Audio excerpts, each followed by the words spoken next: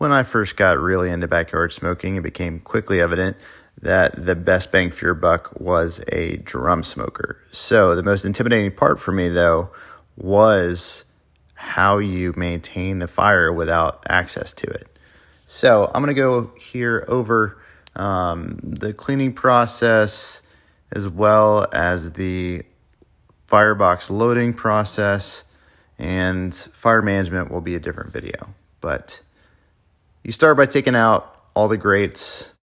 This is a gateway drum smoker, so there are 2 levels of racks and an optional heat deflector, which is the part with the holes in it.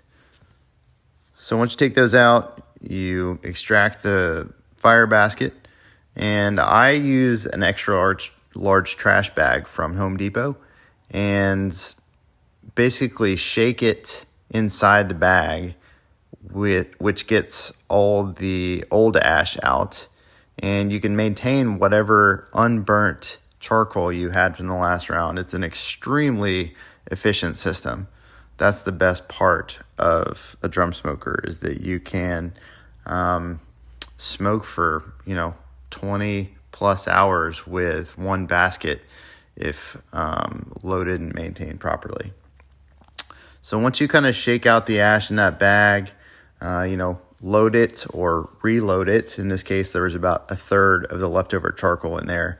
In this case, I refilled the remaining 2/3. It was going to be a pretty long cook. So then put it back down into the drum.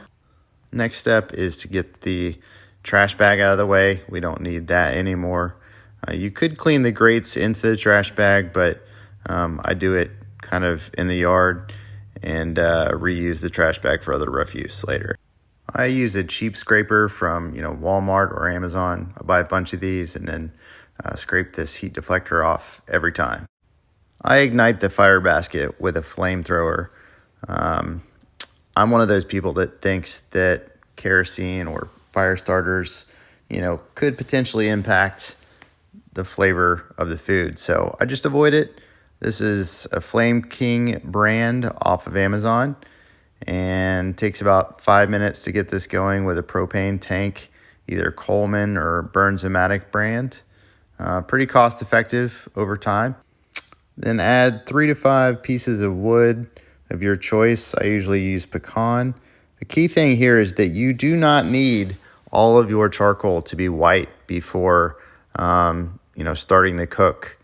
With charcoal, hardwood charcoal, there's not any additives to burn up before you get cooking. So, and you don't need the fire real hot. You just need it to be smoldering a little bit. So, get it going. Put your grill grates back in, scrape them off, and you're ready to cook. Again, we'll do a fire management drum smoking video later, but the key principle is you leave the top exhaust wide open, and the intake vents usually are very slimly cracked for low and slow cooking.